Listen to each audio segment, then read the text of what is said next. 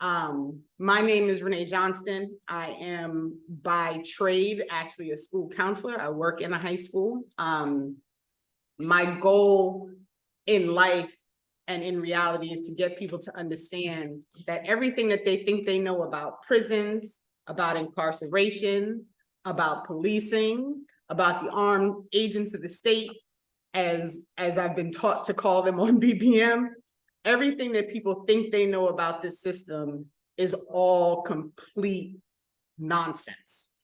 It's all propaganda. We spend our whole lives being taught that police are the good guys, that they're here to save us, that they're here to protect us, to protect and serve.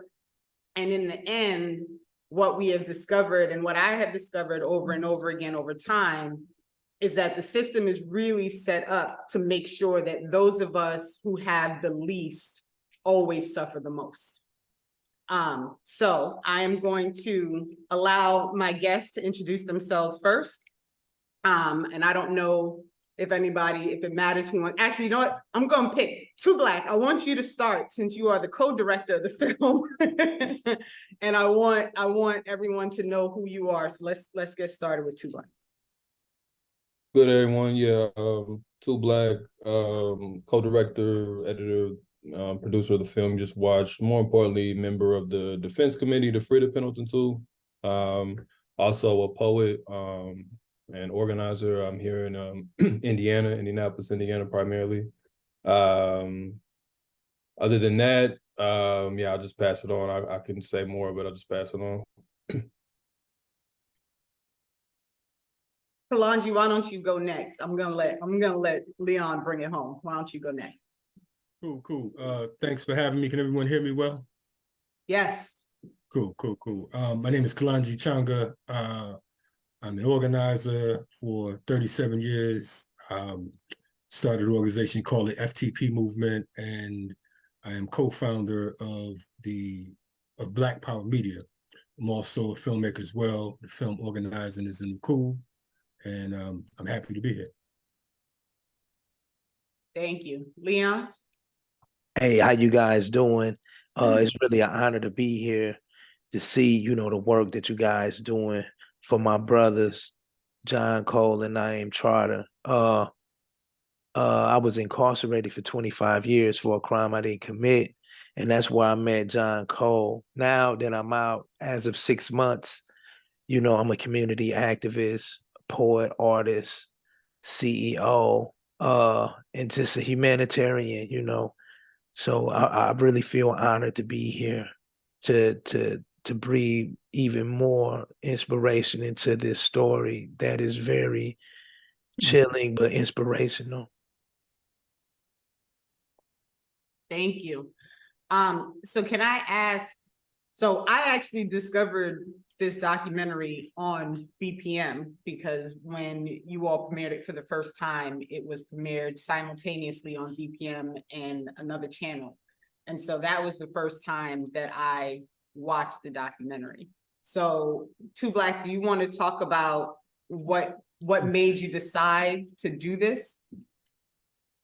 Well, again, I always like to emphasize to people that this came out of organizing, so we didn't enter into this as like filmmakers, like we were trying to make a movie just for the sake of making a movie. We had a defense committee for the Pendleton too, and our goal was to obviously figure out a way to get them out of prison as well as just build a broader movement. So we tried a lot of things. I mean, we wrote articles, we had meetings, we had events, we knocked on doors, and we still do these things as well, but we were trying a lot of things. And as we were doing events, talking to maybe a family member or us, Big R, who was, major for this film, as far as just doing an event, getting him to just tell an audience a story. Like my co-director started filming these events, so we just started compiling footage. And then from there, he put together a bit of a rough cut, and then I came in, since I did go to school for video production, so I have some skills on that. So I was able to come in and edit it and do some of the other sides of the directing, conduct some of the interviews. Also talked to the Pendleton to Naeem and Balagoon on our podcast, Black Myths podcast, which is also on Black Power Media. So it was really just trying a lot of different stuff. It wasn't I can never say like we sat down and planned this out. But as the footage converged, we saw an opportunity and we just used this film normally as a tool or as an entry point, you know, to raise awareness about the campaign so we can go further. It's not necessarily about winning any awards, even though, you know, that's great, but that's all towards the goal of getting them out of prison. Thank you. Kalanji, one of the reasons that I asked you to join us this evening is because you really stand out in my mind as somebody who is a fierce supporter and fighter for people who are political prisoners. There are a lot of stories that I've learned just from watching RSTV. So can you talk about your role in this and why you chose to be a fighter for this particular movement? I think that I don't even know if I actually chose to get down. I think that it chose me.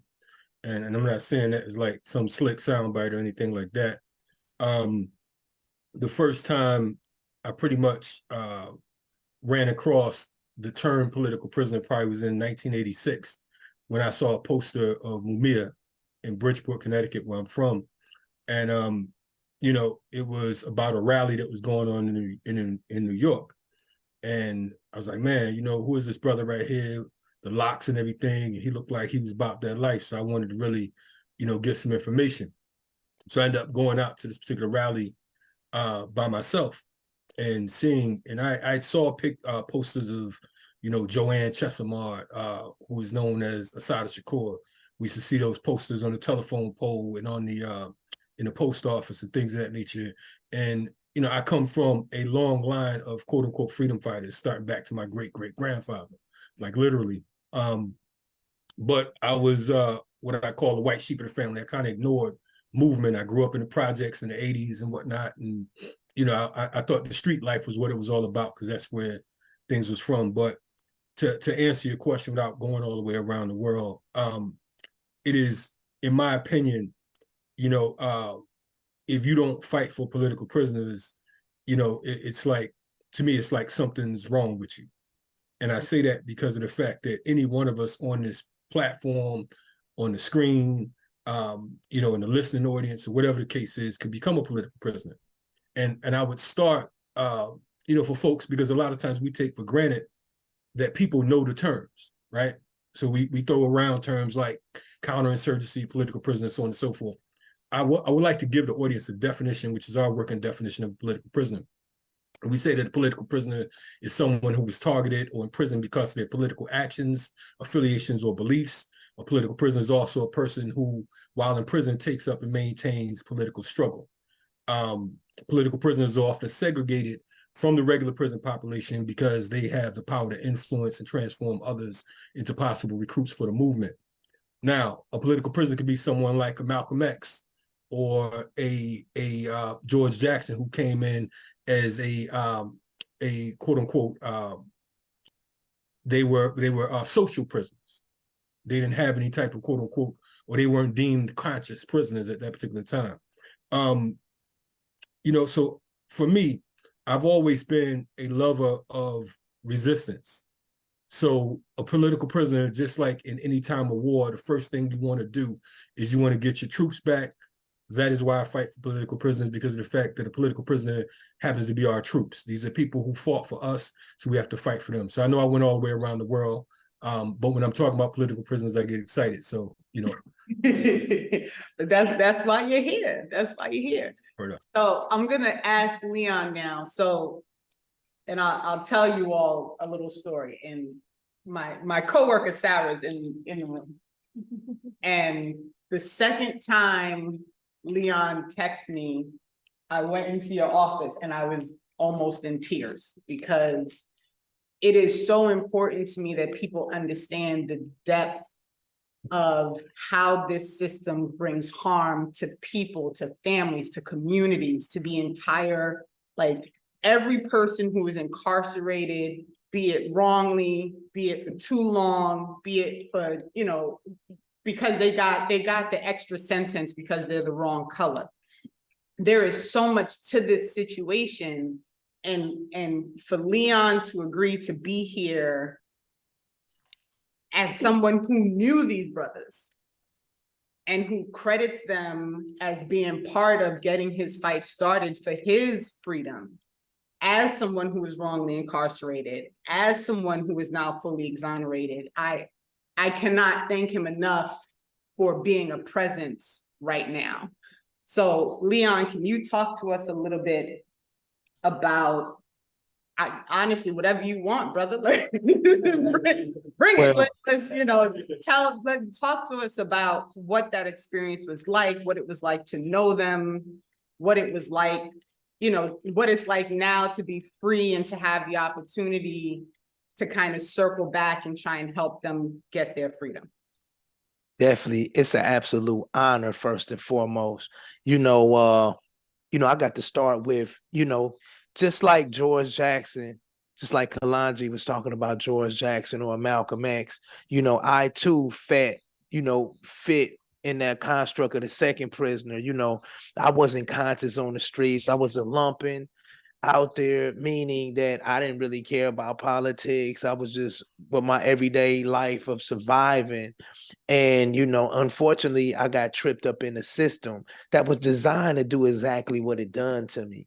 And on my journey, through wrongful incarceration in the state of Indiana, it was a lot of learning curves for me going through that, the miseducation. First, the ignorance, just because I don't know, I'm 23, that's one thing. But then coupled with the miseducation that I had as well at the time. So when I came in with the weight of a wrongful incarceration on my shoulders, I really had to come from a long shot. And I was able to bump into people like Naeem Trotter, like John Balagoon Cole, like Lokmar, and each one had a significant positive impact on me, not only for their story, but, for their sacrifice. So first and foremost, one of the reasons I'm here and what you see me doing now, even though I'm out, is, because of them, because that is a sacrifice. They sacrifice. Everybody know what they done for Lincoln Love, that it was so genuine. It was the human thing to do. And that put in me like, hey, when I get my time, the next man up. The next man up. That's how they did it. When Lokmar sees some guy that could get out of prison, he'll help them. The next man up. I said, Lokmar, man, why don't you be charging, man, people for your legal advice? He said, man, my struggle here, brother, is for the people. That's what he'd tell me. He said, I'm like the people's lawyer. They don't owe me nothing. This is my duty, man. I love to do it, And this was the type of guy and humanism that was in the heart of Lincoln Love, Lincoln Lokmar Love, And, getting out, I had my own struggle with a lot of things going on. But what I really like about the documentary was the documentary highlighted something too, which is the catalyst of my case. Without George Floyd happening, with the COVID, intersecting that, I wouldn't be here, because that's what influenced the Indianapolis, Marion County prosecutor to create a conviction integrity unit, right? So when I'm looking at the documentary, I'm seeing something that really stands out, something that Naeem, Balagoon, and Lokmar, and a lot of the guys that they ran with at that time, they wouldn't have went for police killing George Floyd in 8 minutes. Had they would have been there, they would have done something. Now, that is the question now that we ask ourselves. What would you do? That was really great. That was great. Two Black did a tremendous job with that frame, man. And that's the gist of the story. Like, we could talk about political prisoners. We could talk about prison. We could talk about clothes, time, place, but these are human beings. This was a human thing that really happened. What they was looking at, like, it was another human being in need. Lokmar was finna die. And something that I discovered looking at it that I didn't know, They laid the groundwork of their intentions. You cannot, history is on their side. They did everything they were supposed to do. They called a radio station, man, these conditions. Hey, they wrote the petition. Look, you had prisoners in there that was fearing for their life. The Sons of Light, right? I heard of this white supremacy group that was amongst the guards. And you know, the time that I did in Pendleton, you know, these stories will go. I was at Pendleton when them other guards got caught in 18. Cameras caught them. You know, they had a culture of doing this. So, you know, seeing what them brothers did, going against the odds was a powerful thing, and knowing that and taking that legacy, you know, with me is a human thing. People try to dehumanize, you know, prisoners anyway. We already read Michelle Alexander when she break down the new Jim Crow from the Black codes. But this is something that we doing with this classism, and it's definitely happening to them. Kalanje said something that was very powerful as well. When we think about political prisoners, you know, like think about it, like the guy at the ladder of the equation who didn't necessarily do those things in society, but came to prison to figure it out. I mean, it's all about you figuring it out. And these guys figured it out to do the right thing, that they were willing to sacrifice themselves to save a human life. And again, I'm telling you, Too Black, that is so powerful that I'm taking that with me as a challenge to society. Because just like James Baldwin said, if you're going to be an artist, you got to treat people like an artist. And the artists tell people things they don't know out of love. You know what I mean? That's a point of view that hasn't been in the forefront. Why did people just watch? Why did you just, was you voyeur?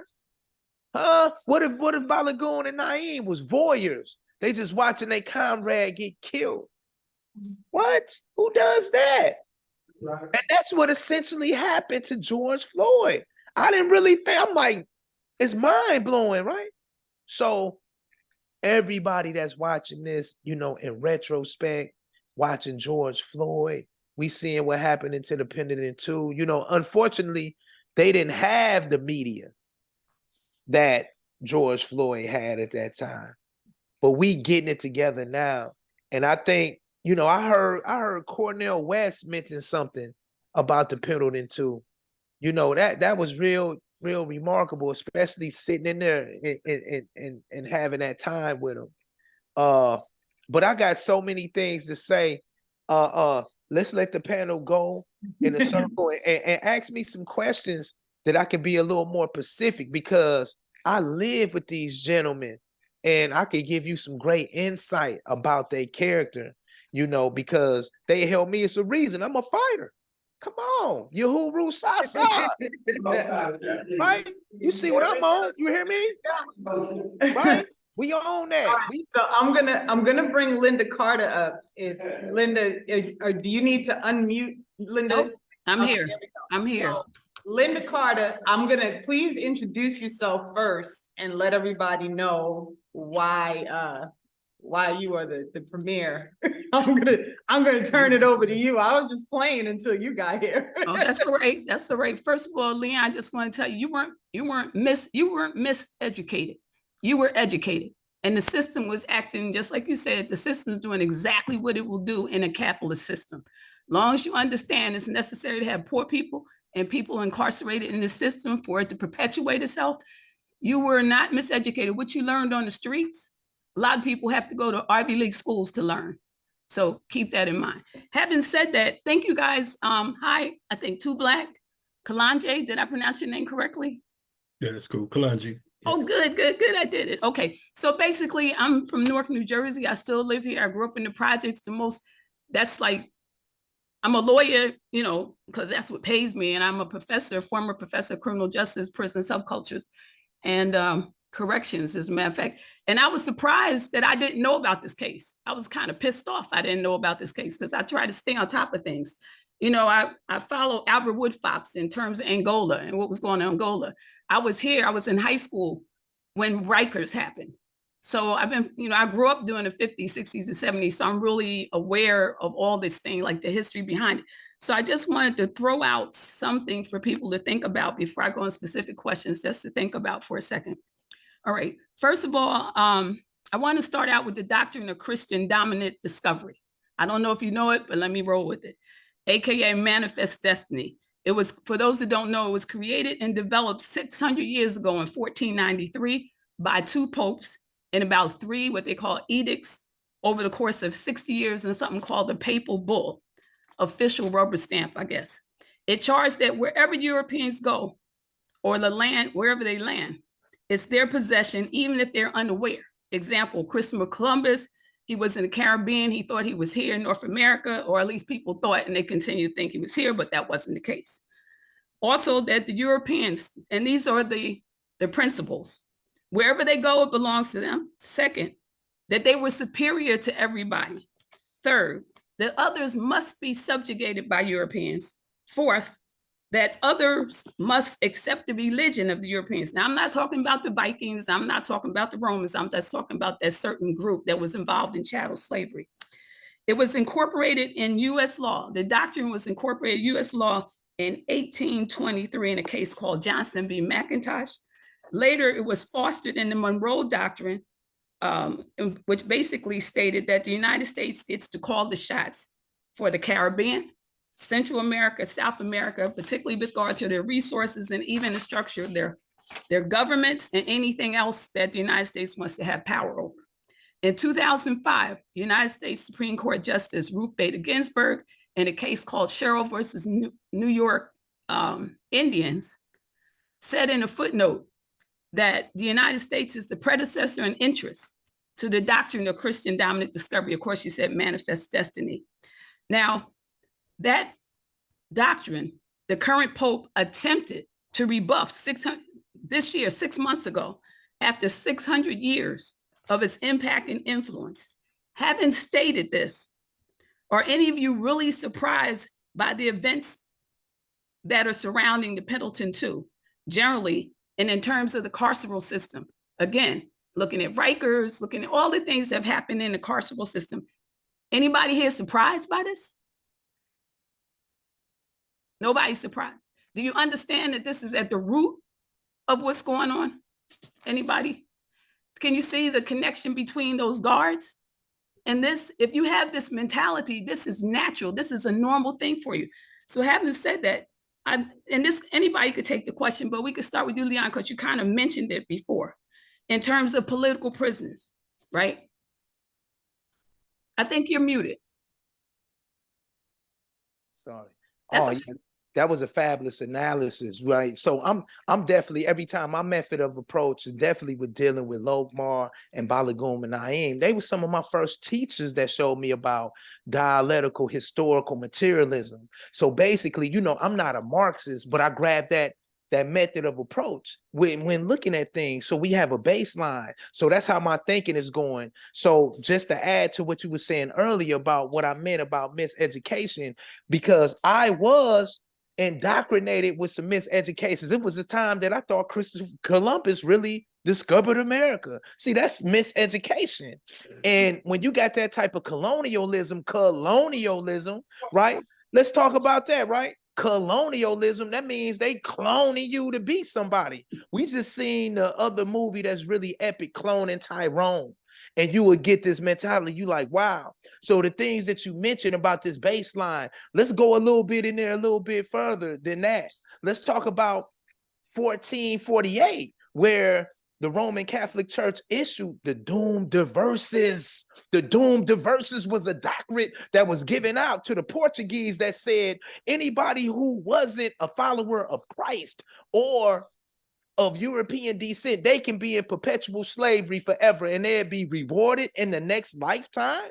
So now this is the premise of the transatlantic slave trade. This is the spiritual justification coming from an institution that had already taken this indigenous practice of people, or the African Hebrew Israelites, and turned it into something their own, and they exploited it. So this exploitation led to what we see now as white supremacy as we know it.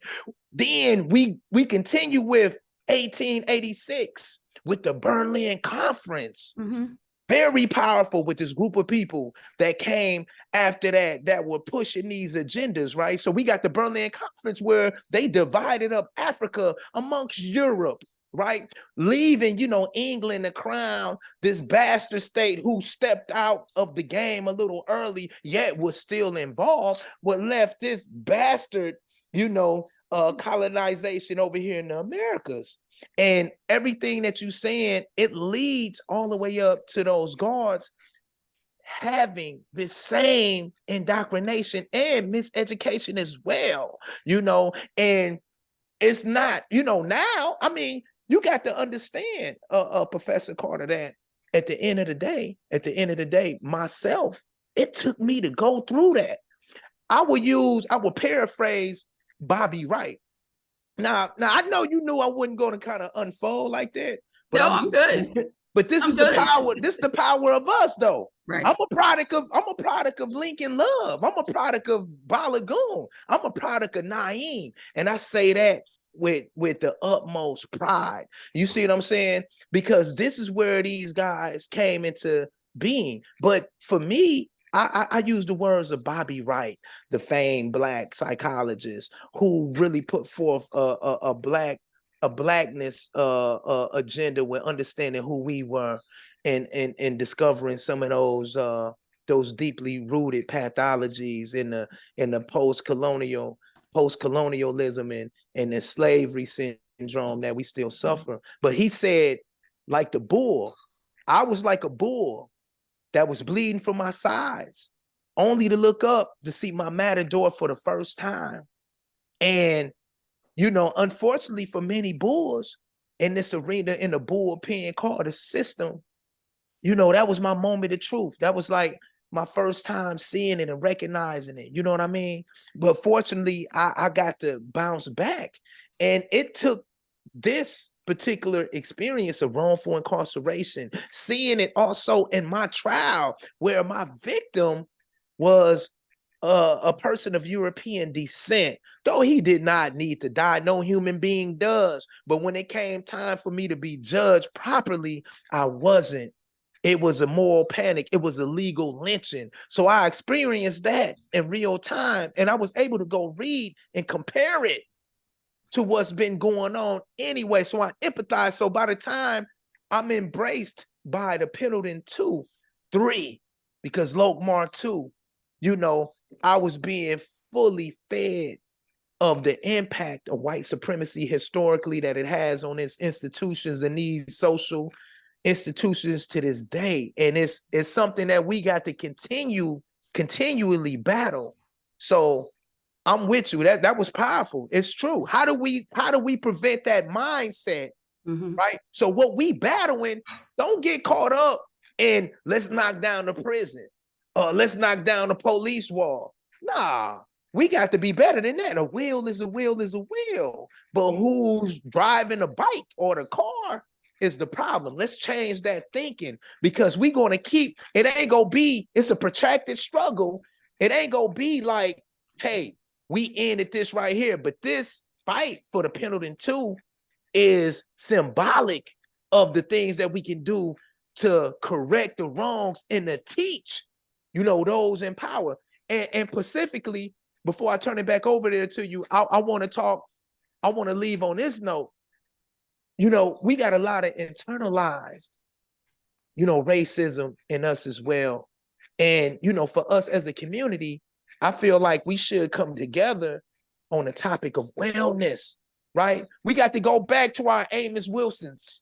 We got to go back to our Naeem Akbars, to our Bobby Wrights, to our Bell Hooks, right? We got to go back to our scholars that already identified a path that we can liberate ourselves, mentally and emotionally. We are constantly going through trauma, and that's what the Pendleton 2 is going to. And one of the reasons it has taken so long for my brothers to get the help that they clearly deserved decades ago.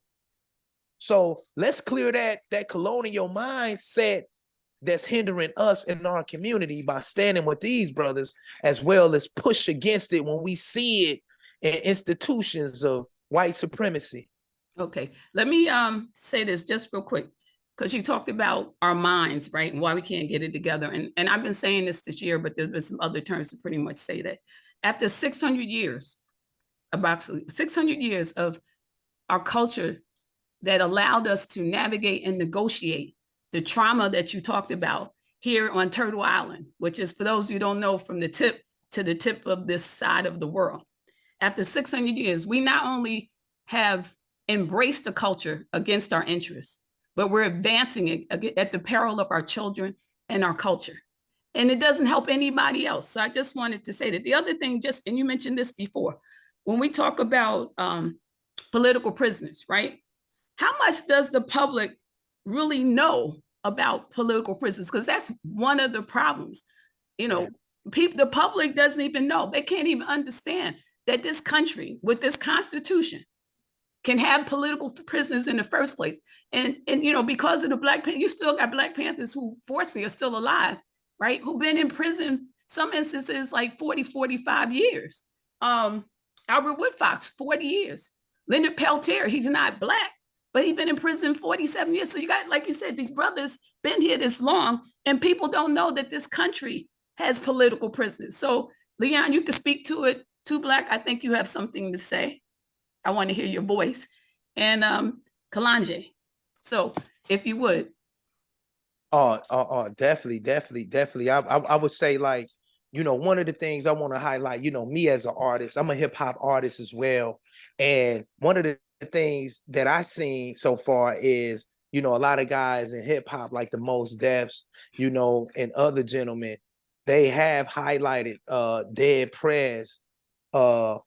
They didn't highlight it, you know, some of these prisoners, but yet I believe that it's a structure in place that's trying to suppress that type of message in my music, like in such a way. And I like this setting because I'm saying it because, you know we got to be artful then, right? If you're an artist, I'm gonna say something for the people so they can understand it. They like, wow, we gonna cut into all that. We got to do our activism like that as well, to cut through these barriers that's suppressing that information. Because my man Mo Mir, I think the first book I read of Mo Mir was Live from Death Row. And, you know, as I was going through my wrongful incarceration, and I had the guidance of Balagoon, Naeem, and Lokmar, you know, I was able to understand and find other mentors outside of the situation who were like-minded.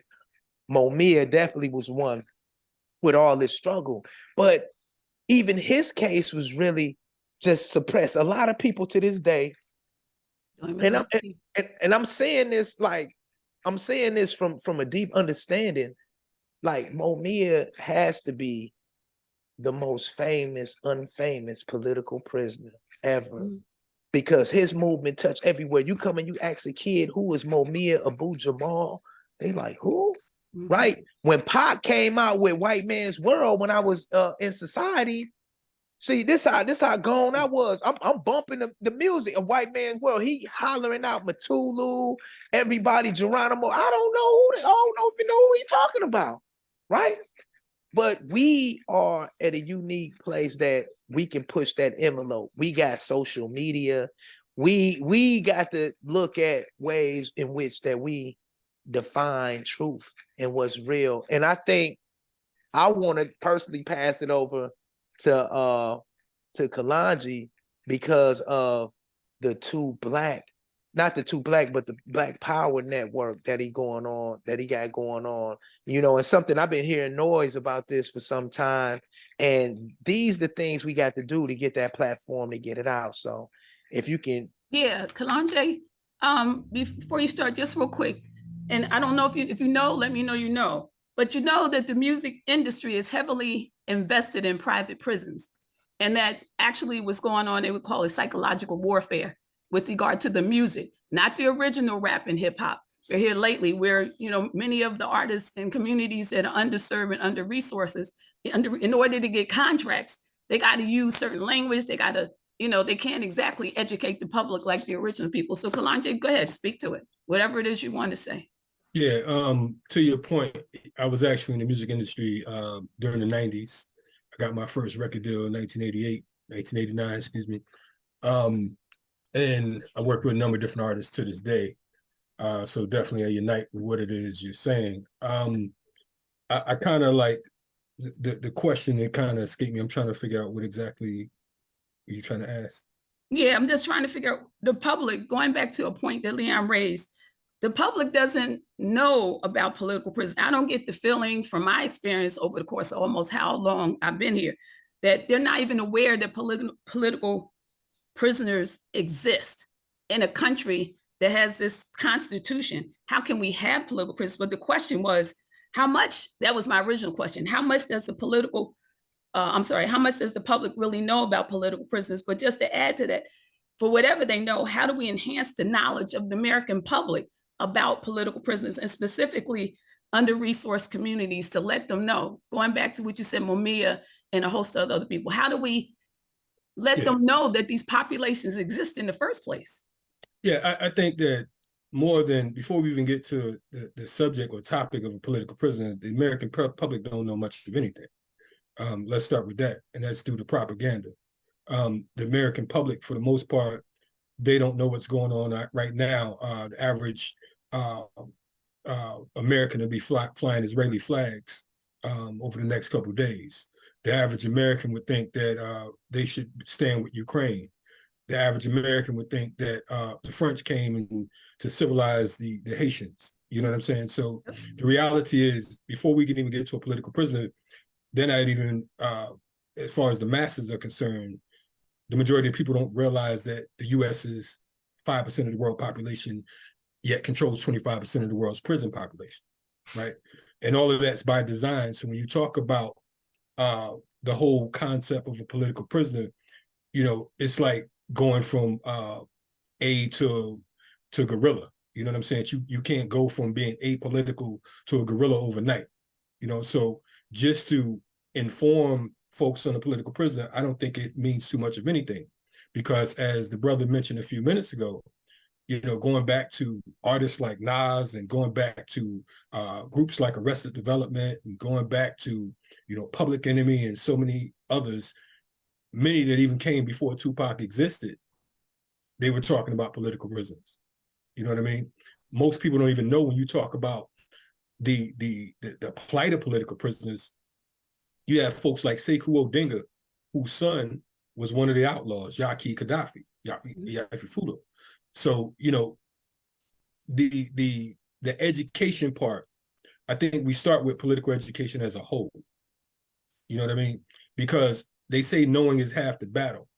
But keeping it 100, many folks in the quote unquote movement, many people that watch Black Power media, they know political prisoners exist, but they never written one. They know political prisoners exist, but they don't support them. They know political prisoners exist, but they won't watch the Pendleton 2, even though you can go online and see it for free. You know, so we start with efforts like what Two Black and King Trill doing, or what they did with the Pendleton 2 film. You know, and I applaud these brothers because of the fact that they've made a great effort. They sacrifice time and energy. You know what I mean? We all have a role to play in the liberation movement, right? Just like the brother Balogun and Naeem, they sacrificed that day for the brother, I don't want to mispronounce his name. Is it Loki? Lokmar. Lokmar. Okay, yeah, my apologies. You know, they sacrifice, and that ultimately, that's what it's about for all of us. I think that, you know, one of the things I hate about the internet, you know, I don't like social media.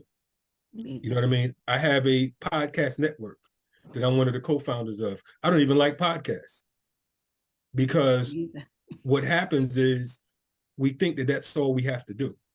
Mm-hmm. We think that all we have to do is get in front of a camera or get in front of a microphone, and we count that as doing the work.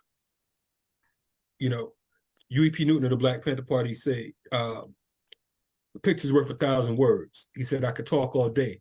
Don't watch what I say, but watch what I do. We have some of the most, we invented rap. We're the greatest rappers alive because of the fact that we know how to chat our way through things. But ultimately, at the end of the day, we have to ask ourselves, what are we doing towards African liberation on the daily? Mm-hmm. I could run off a whole bunch of quotes. I've been doing this for decades. You know what I'm saying? I could, give you a fresh feel-good speech. I could tell you what I did last night, all that type of stuff, impress you. But at the end of the day, you still have folks like Rochelle McGee, who gratefully, through the work of our people, after serving 67 years in prison, only 16 years of his life in quote unquote general population and freedom, was just released 2 months ago. 67 years. You mentioned some of the folks that did 40 years, right? Mm-hmm. You had Jalil Munta King, who served 50 years. I mentioned on our platform the other day that this brother went into prison when I was 8, and he got out right after my 50th birthday. Excuse me, not 8. When I was 8 months old, he went into prison and was released about a month after my 50th birthday, right? So again, knowing is half the battle. It's going to take more than us shouting out Mumia. It's going to take more than us being caught up in empty rhetoric and fashionable militancy. It's going to take more than us shouting out our organization, set tripping and all that. At the end of the day, imperialism is the nature of the day. That's what it's all about. We must defeat imperialism. We must smash imperialism. We must smash colonialism.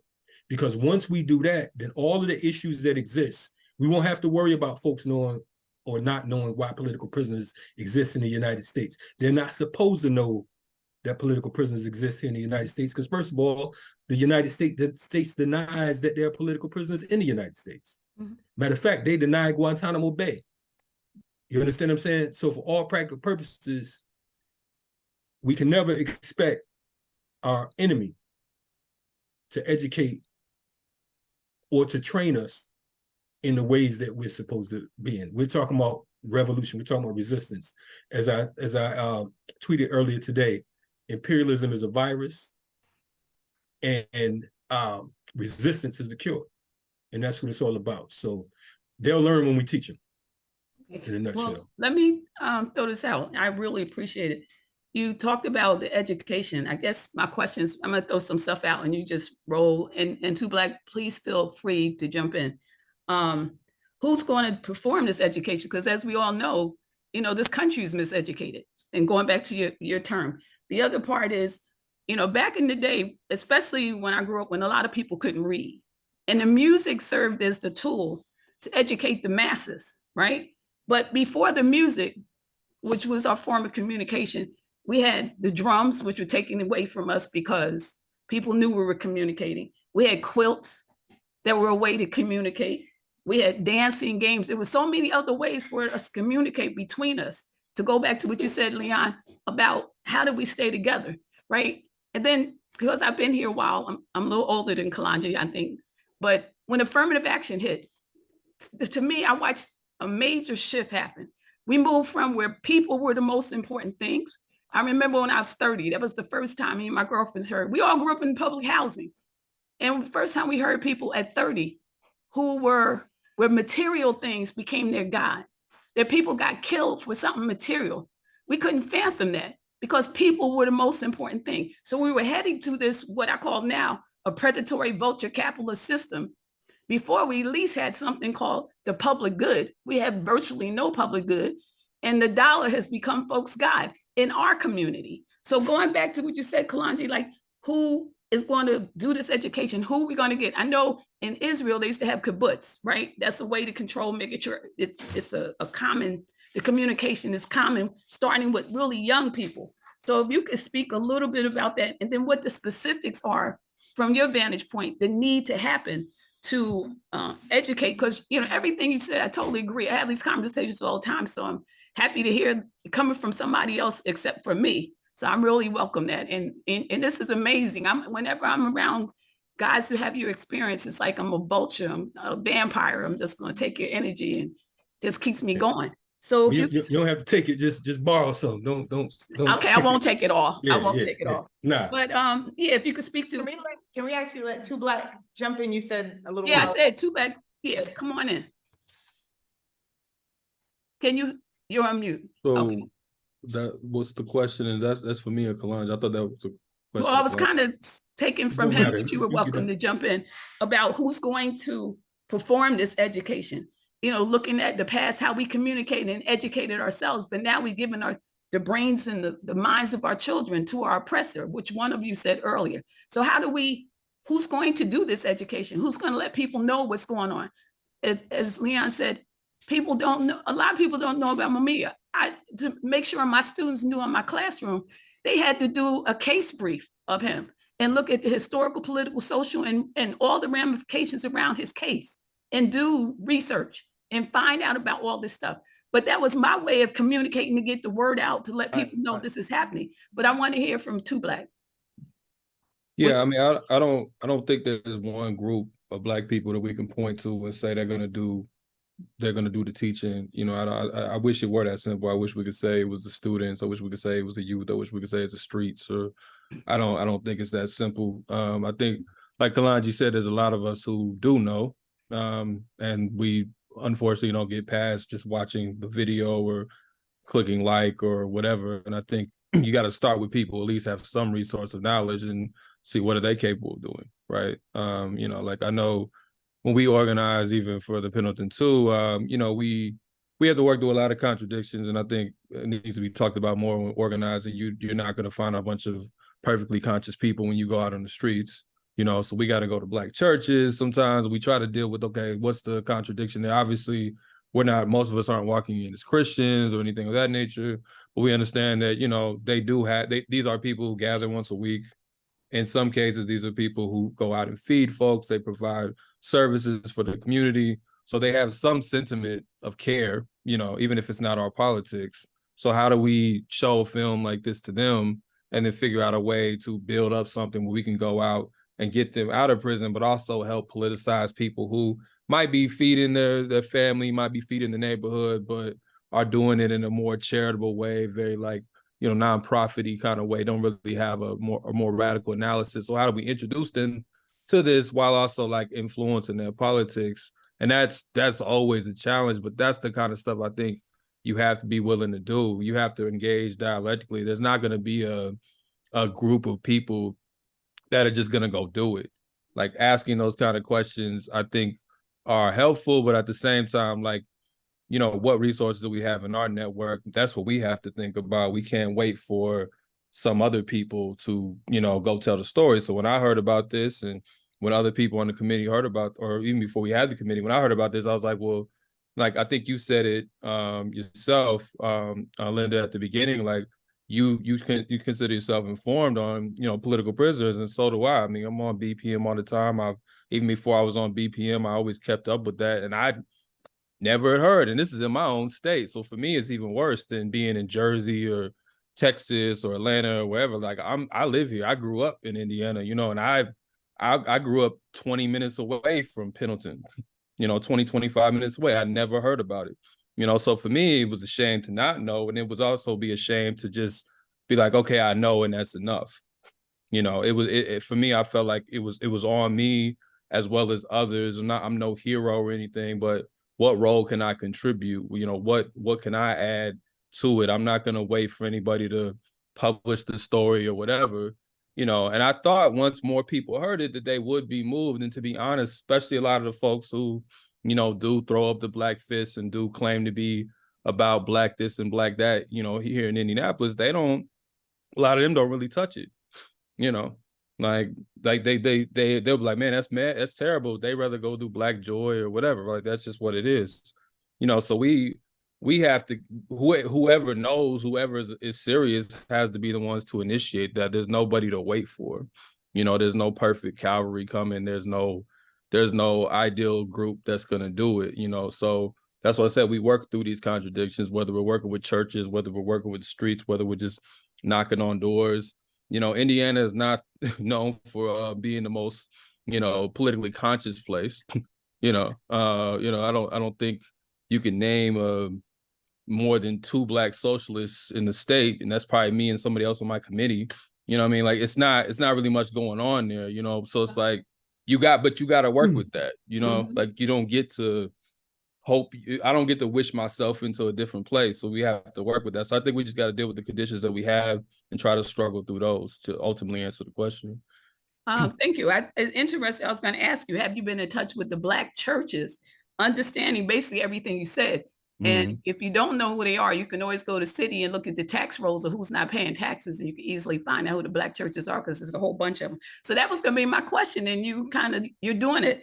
I would also ask you, has anybody been in touch with, that's because I was a former professor, supposed to be a former professor. Anybody been in touch with, or are you guys considering in terms of your game plan and your strategies, reaching out to students in political science, paralegal studies, criminal justice, and history, those kind of students in colleges, to see if maybe some of the organizations can bring you in to show the films? I want to know if you've been in touch. Yeah, we just actually got an email about that today. We had a screening last Saturday, and there were some students there, so we just got an email about that today. We've tried that even before we had the film done. The film does change things because people feel a little bit more moved than they did when you just told them the story, when they're able to actually watch it and hear the people involved, the Pendleton two tell the story, themselves. That tends to move people further than me just being like, yo, this happened in 85, blah, blah, blah, whoop-de-whoop. Half the time, I don't even think people believe me. So hearing them tell it is important. But yeah, we've reached out to churches, we've reached out to pretty much any organization. I'm saying we've covered everything, but I think we've reached out to various groups.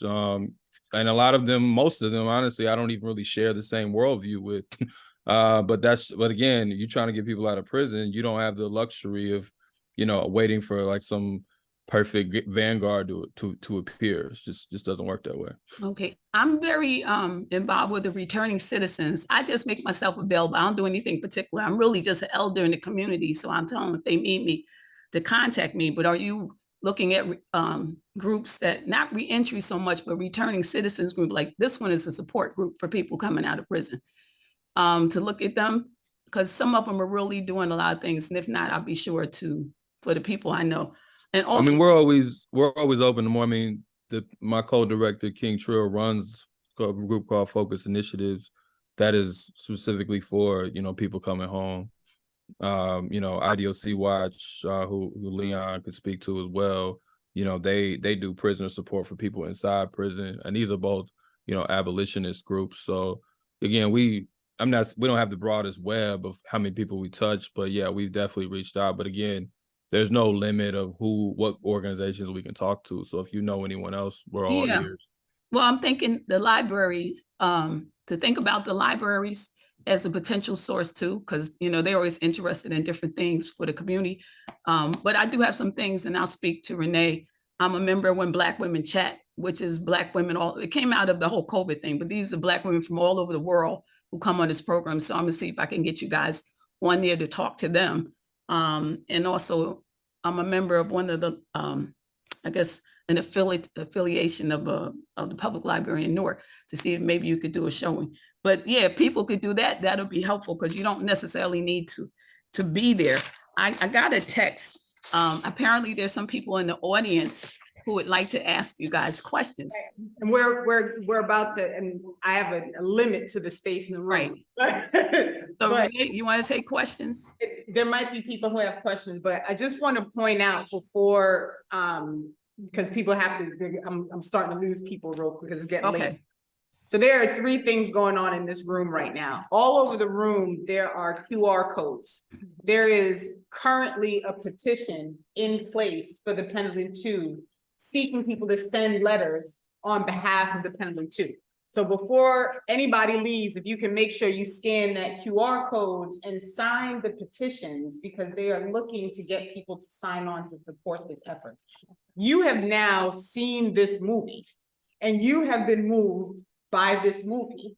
And also on the way out, on a little card, there is a QR code that you can follow that will send you to the website for the Pendleton 2 movie, that will give you information on how you can follow up with the Defense Fund, show the movie, how you can support, how you can do all these things. Behind me is a table with envelopes, stamps, and the labels. Please send these brothers a letter. Let them know that there are people out here who give a shit that they are in there, right? I don't know a whole lot. I spent one night and it was enough for me to know that this is not my scene, right? I can't imagine what they're living through. So you can provide them something, and I'm paying for it. The stamps are there, the envelope, there's even paper back there, all right? Take it, please send a letter. Finally, there's also a QR code to send a donation. It will send you directly to the donation link page. You are welcome, if you have cash, to leave it here. I will send the link, I will send the money forward. I'm not keeping any money that anybody leaves here tonight, okay? It either went to the venue already or it's gonna go directly to the defense fund. I don't do anything with the goal of getting something back. I'm not part of, I have some organizations that are supporting. Thank you, Montclair Beyond Policing is here. The brothers from the New Africa Black Panther Party just left, they had to go. I'm a member of the Union County Green Party, they are supporting. But I am doing this because it is important to me to make sure that other people understand the situation that people are living in right now, because we live in a system of oppression. And we are not gonna get free if we don't make ourselves. They're not trying to free us. Renee, So, I'm doing this because I'm an elder in the community and I'm supposed to be doing this, right? So All there the is elders should be there is a doing this. question in the audience. There is a question. Go ahead. Okay. Thank you. Sorry, I go by 2BD. I'm an independent Black journalist. I kind of had a question for 2Black that I wanted to follow up on. I think somebody asked it earlier, so I apologize for the redundancy, but I kind of wanted to follow up on it. Is in the process of making this documentary, you mentioned growing up just very close to Pendleton and not knowing about what was going on, and I think that kind of points to the issue of us not knowing about these things that go on. What was it like figuring that out and then taking the initiative to now make the documentary with King Trill, and like what was like the time frame as far as putting it all together? That's a good question. What's up to BD? I remember you. I think I was on your pod last year. Yeah, I mean, I think for me initially, the thing was not that it happened. Like we said, no one here is really surprised that it happened. But I think what did kind of throw me was how it happened, and there didn't seem to be any organized force against it or to get them out or anything, and that you would think this would at least be a story that was more well known, and that's the part that threw me off. And then as I thought about it, honestly, even that wasn't true. Like there's not really a structure in Indiana that gets these kind of stories out, to be real. If this had happened in a different state, in a different place where there might have been that kind of organization, I think you would at least known it happened. I don't know if they'd be out, but you would at least known it happened. But where I'm at, I'm not saying there's no one here, but they're very small groups that often are aging, don't have the support, So for me, initially, I thought if we could just let people know it happened, that would be sufficient, that would garner support, but it didn't work. Like people would be like, man, this is excuse my French, is fucked up, but that would be the end of it. They didn't really move, they weren't moved towards anything, so we started writing articles, and we started, like I said earlier, then we started doing these different things. And then, I had the idea of, I didn't draw the comics myself, but I had the idea of us just making a comic strip so people could see it visually.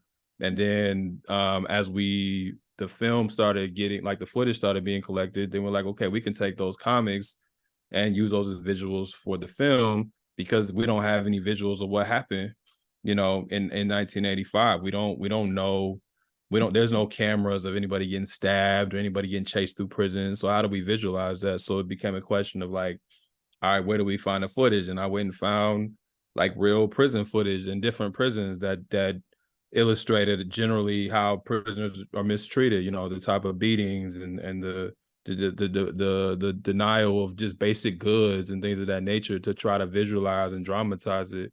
And then you just kept adding that all to the film, and then we just kind of ended up with a full product where you can feel the story as well as the music and everything else. You can like feel what really went down, because it's not enough to just tell people when you're I mean, we talk about art, but when you're creating a film, you know, it's something that I learned this in writing. They say don't it's an old adage, like, don't tell me, show me.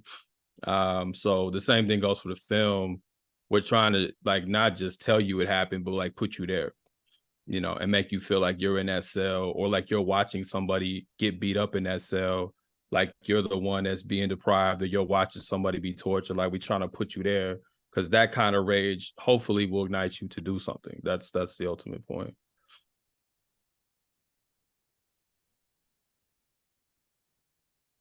Thank you, Josie, for sharing. I sent Josie the link. So for those of you who are online, the links to all the QR code links that are here in this building are now posted in the chat.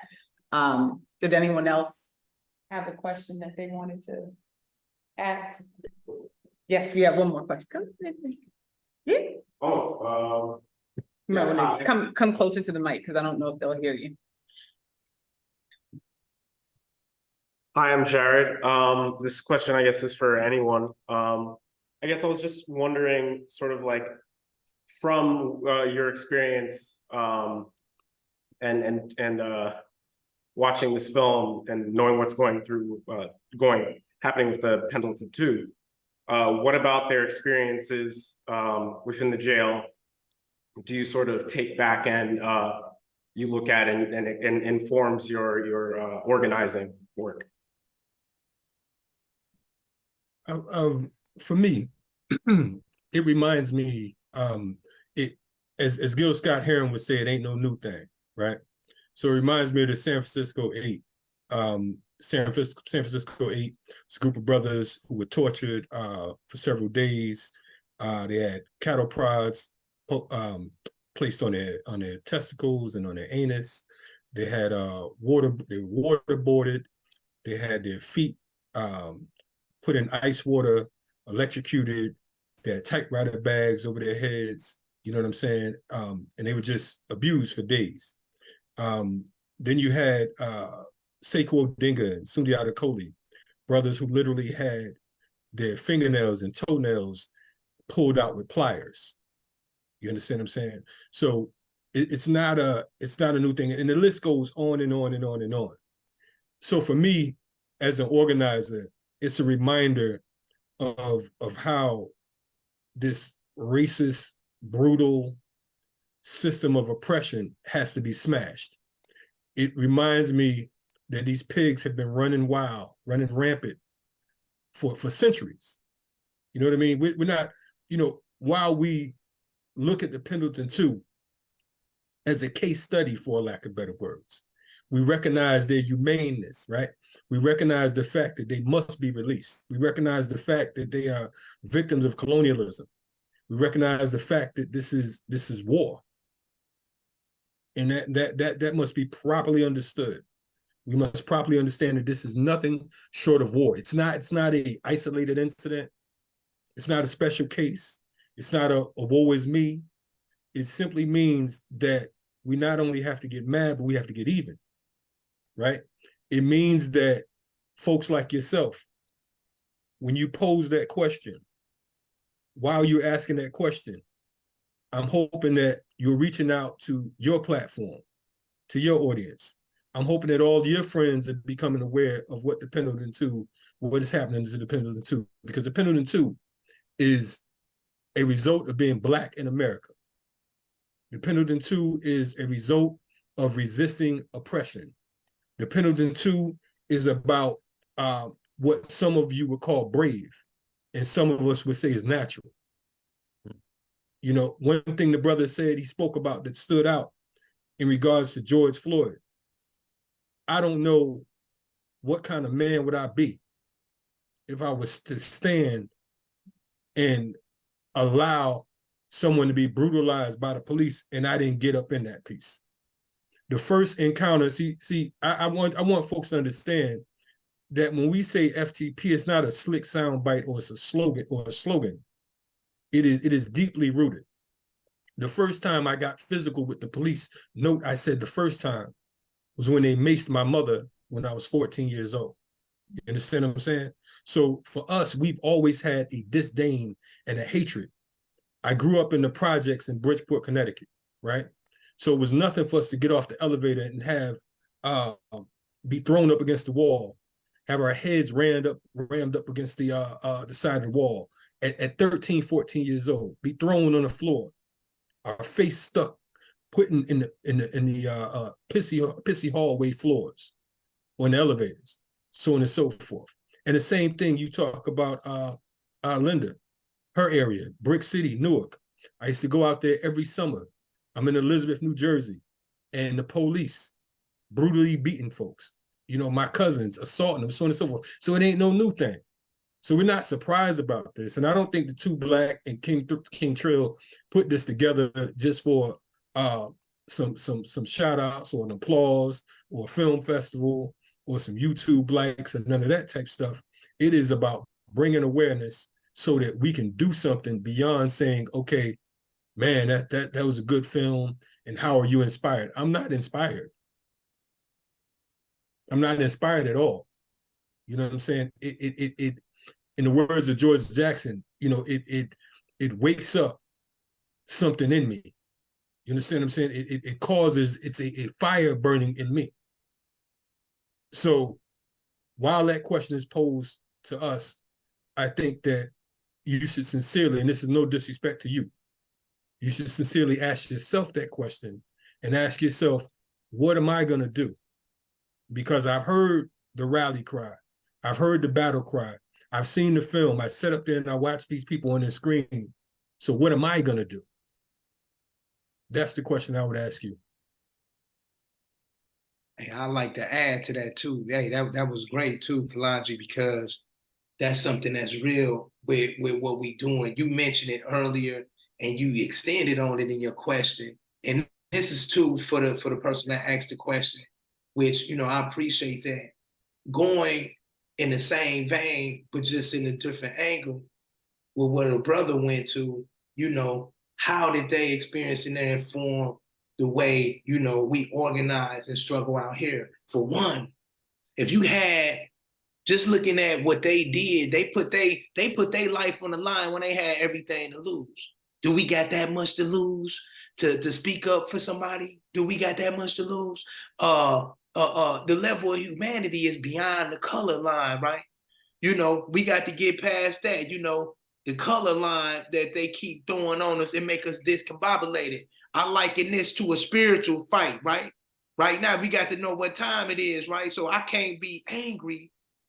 I got to go in there and I got to get my shots in like Ali. So in this sense, it's only 4 things that we can do in this country right here. What, are we going to do a military coup?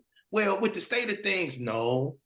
Let's be real, okay? Are we going to do a mass exodus? Well, I know Ben Ami left up out of here in 67. They had it hard going back to Israel, to their land. And, you know, you had to deal with white supremacy on a whole nother level. Not that it won't get done. It's not as practical. Do you assimilate? We already seen enough of these suckers that's out here that's assimilating, that's becoming something that they not. And it's doubly bad if they a person of color, because we was already coerced into assimilation by coming over here. So the last thing that we can do on a small level, no matter how we do it, well, you can do a film. This person can go to work and donate their money. This person can come and be a part of the crew that set up the situation. And I think that we get lost on the fact of all this hyper visibility. Okay, you know, we got talents, we can do things, but it's bigger than that. You see me with a mic. Did you see what happened that put it together? We got to keep putting these things together. It's the people that you don't see. So that last stage is, and be careful of the wording, right? Is to integrate. Not integrate in the sense of what they came up with, Board versus Brown, but in the actual definition, what integrate means. When you look at people that come over to this country, they never lose their identity. So to integrate is to adapt. We got to keep adapting to the times. We got to be fluent with what we see. When I look back on Balagoon, when I look back on what happened to George Jackson, to Floyd, my analysis is getting more refined. I'm like, oh, that's what they on, right? Hey, we got to come with some counter propaganda. So to your question and to the challenge, that's what informed me personally and a lot of other people from the Pendleton 2 particular struggle, the humanity, their sacrifice and bravery. How can I be brave in this context? And I kind of gave you a little extension of how you can do it. It's not that bad when you know the chessboard. Yo, move. All right, so we do need to start wrapping up because I got help put the chairs away.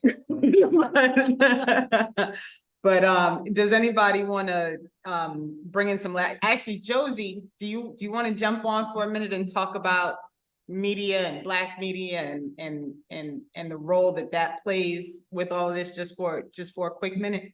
But before Josie says, I'll just ask everybody to read like 3 books.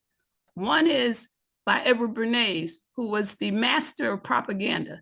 He has a book written in 1928. I encourage everybody to read the book, Propaganda. The other one is How Europe Underdeveloped Africa, and get a sense of what's going on in the United States. I called this 30 years ago. I said, what happened there is happening here, particularly in legacy, predominantly Black, under-resourced, underserved communities. And the other one is Manufactured Hate, which was used in order to convince people here in terms of indigenous people, but particularly in Africa, about how we need to control your resources. You can't, but you have these things that you should give to us and take on. Thank you, Josie. And take on us, but you can't control your resources because you don't know or not. Same thing happened to indigenous people here. So particularly, if nothing else, Edward Bernays, who was the nephew of Sigmund Freud, he used psychology in order, and still what he's done in the turn with World War I. He starts in World War I, he works all the way up to the Clinton administration. So I encourage you to read that book to kind of understand. Leon, you talked about propaganda, how we do our own. He was the master. They're still using his techniques after like 60, 70, 80 years. Corporations still use that. In the United States, most of us think we're making our own decisions. We're not making a decision. Edward Bernays plotted it out in 1916, 1917, 1920. So on that note, go ahead, Josie. Were you muted? I know I'm too old to like write the names, the authors. So let me just say, I'm a publisher of a small local news organization, Public Square Amplified, and we're sponsoring tonight. And this has been incredibly powerful. And shout out to our sister Renee for pulling this off. And you know, there are a couple of things that I wanted to say, and I'd love for us to sort of bring this back again and sort of internationalize this discussion when Kalanji talks about imperialism, talking about, how capital is internationalized, the post-industrial complex is internationalized, the way in which the narrative is constructed and how we internalize the things that Leon talks about and everyone talks about. That's about, who owns a narrative, controls your mind. And so how the role of the press in shaping our ideas. And so Black Power Media is one of those powerful spaces that we all enter into to be fed. And so for Public Square Amplified, we're attempting to be sort of a bridge to bring community members into sort of the way of thinking, which is about resistance and liberation. And so for us, in our small way, and we're encouraging other Black publishers in New Jersey, likewise, how are we creating narratives around liberation and resistance, and how we balance in that with what we see and particularly the way in which we are thinking and understanding and deconstructing the latest war in the Middle East, from the name to just all the ideas around it. So I want to say we should come back and have this conversation more and talk more about the role of the press in this particular space. And so when Two Black talks about not knowing about Pendleton, and yet he's stone's throw away, so much is happening in Newark in particular, right? the land, sort of like a city that we say is so progressive, yet we are engaging in resistance against activists, and we're defining activism and defining activists through the prism of power, through the prism of white supremacy, and that's from Black people who are progressives. We're redefining that, and so there's a constant war of ideas and war of words. And to piggyback off of Kalanji, right? What does Gil Scott-Heron say in B Movie? This country loves nostalgia, and that nostalgia is feeding us today. And so I'd love for us to sort of expand on that and talk more about the role of the Black press and the Black press in particular in perpetuating ideas around white supremacy, in not addressing political prisoners and not addressing liberation resistance. So thank you all so much, and thank you, Renee, and thank you, my partner, Linda. Thank you. So Kalanji had to jump. So I'm gonna first turn it to Two Black. Do you have any last minute words that you want to share, Two Black? Sorry, I was on mute. I mean, there's plenty to say. I mean, one, obviously, thank everybody, for who came out, whether it was in person or on Zoom. Thank you to Renee and all your partners for organizing this. It's greatly appreciated. I know, having been on just panels versus organizing these, it's not always easy. It's actually a pain in the ass. So I appreciate, you putting in the work. I guess, I could give a speech or whatever, but I think the most pertinent thing right now, if people go to our Instagram page, the Pendleton 2 or at the Pendleton 2, right now, we need people to call in for Balagoon. So if you go, you'll see a script that's listed. He's been having respiratory problems. We had a call, I think, a week and a half ago or so, and he did get seen by a doctor, but now he needs a specific type of medicine, a specific type of care that he's not really getting. So we need people to call in right now. Again, if we're talking about, putting our words to action, or, having seen this is a very direct thing to do. Like, a lot of the times we talk about these big things of changing the world or changing the society or changing the community, but if you can't at least make a phone call or share the story, or send the email when somebody inside prison is suffering, then I don't know how much we're gonna, change the world if we can't even do that. So the first challenge is to just call in. We have a script. Again, just go to the IG.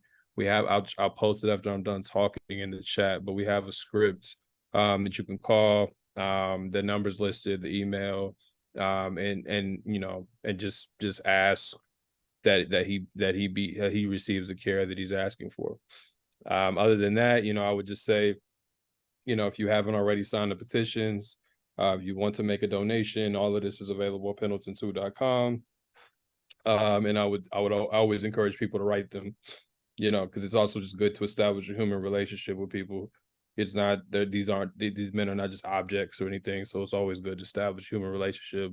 Sometimes, I can get busy organizing with this campaign, and I need to actually just talk to them. I can get kind of lost in the work. Sometimes I need to just talk to them and see what's going on, even if it's not any serious updates about this or that, right? So sometimes we just need to touch base with them. So please do that.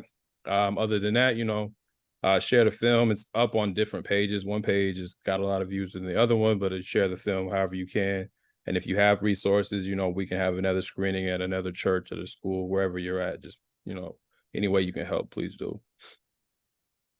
Leon, do you want to add any last words?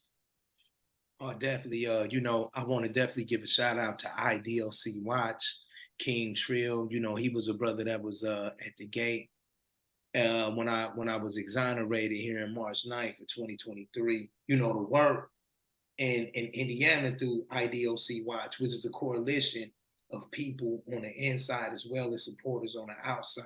Some of these programs was definitely influenced, by the Pendleton 2, through study groups and things that they had. So we seeing real progress. But the thing is to convey it to the people that this struggle is protracted.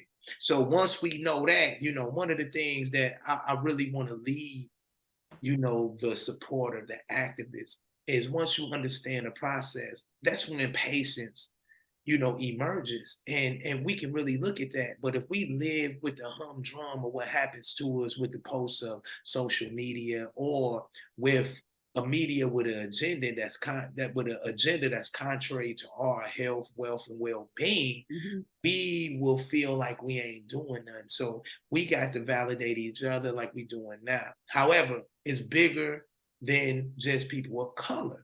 Right? And I say this in the analysis. You got one thing I love about the Panthers understand and understood this analysis and this practicality.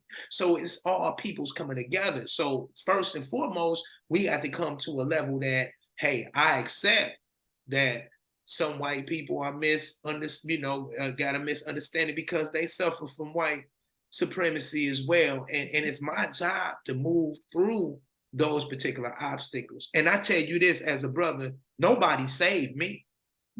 See, Balagoon, Lokmar, Naeem, they taught me how to save myself.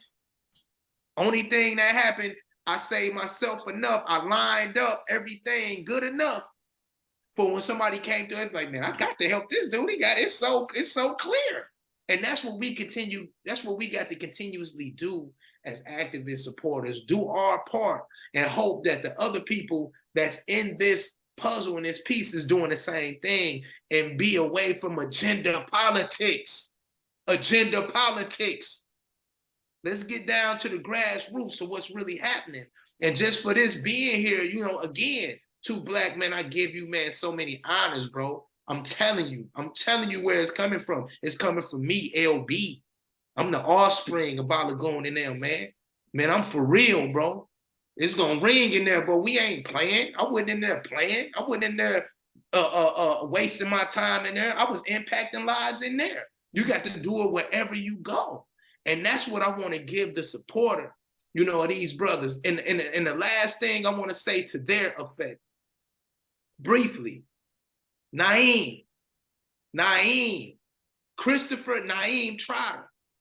That brother right there is a very spiritual brother, and he was just so impactful to my spirituality of the struggle of going through. Leon, don't be angry even though they did you wrong. And he helped me, man, plot some of my early freedom campaigns from his experience and what he went through. Then you got Balagoon. Balagoon is like the ultimate big brother.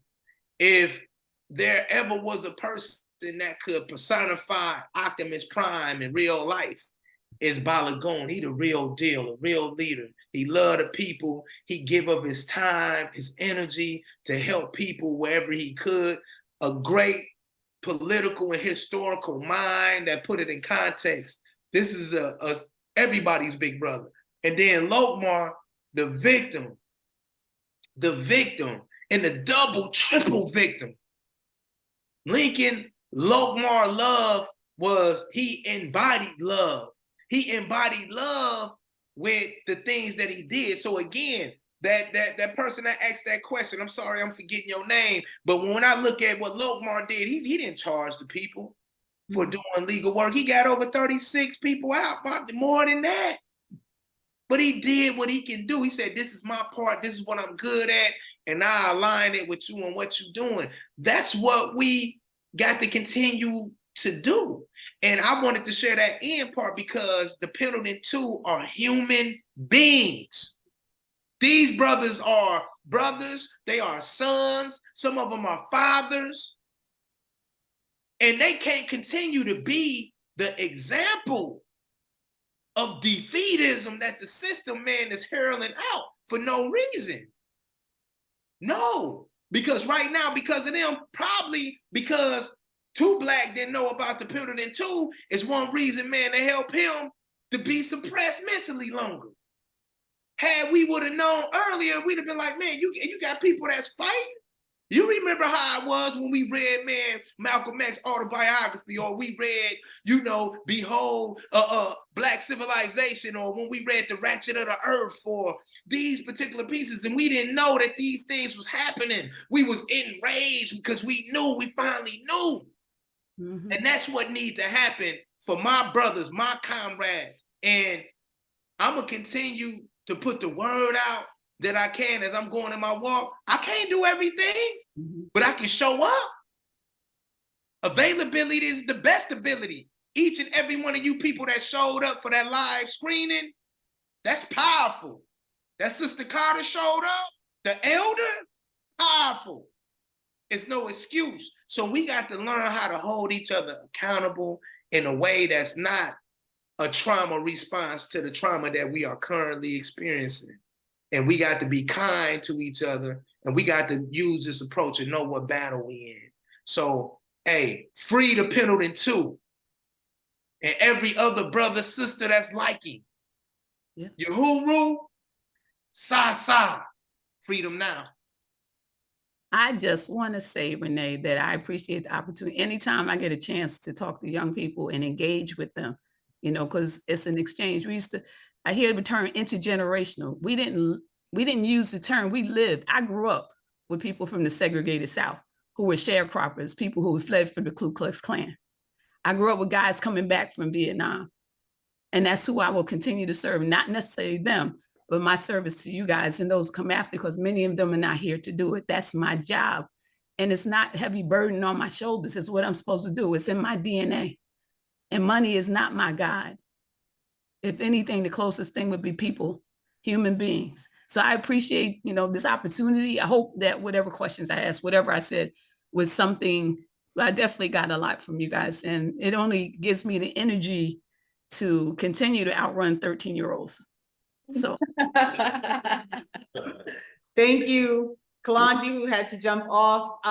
Just very quickly, Kalanji has agreed to share this on BPM once I send him the video to upload. So I will be sure to share that. I want to thank Public Square. Renee, one more thing, because older people don't necessarily like to send money through, you know, the internet. So make sure you have an address, because, you know, I'm still doing money orders, anything. Well, I got to, you know, I'll definitely send, but, you know, I'm glad I did this. There's a couple of people I want to get you in front of, you know, that I mentioned. But I think the main thing, like you said, we have to educate however we need to educate. And it's going to be individually, whoever we can get the film in front of, that's what we'll do. So thank you so much. I feel so honored, Leon, to know you. And now you too, Two Black. There you go. So I want to thank Public Square Amplified for the support, Montclair Beyond Policing, New Jersey Socialist Party, the Green Party of New Jersey, and the Green Party of Union County. I really want to thank the Hub. Thank you so much for allowing us to stay and to be here. Linda, thank you. You are my guru. You are what I aim to be. Leon, I'm going to try not to. I can't even tell you how many times I want to cry every time I think about the fact that I even have you in my space. Two Black, having you here was beyond what I could have even imagined would have come to me when I sent that email out saying that I was going to try and screen this documentary. I'm going to send a belated thank you out to Kalanji for showing up. I know he had to jump off, but thank you all so much. Thank you for coming out tonight. Thank you for joining us on Zoom. And we are going to close.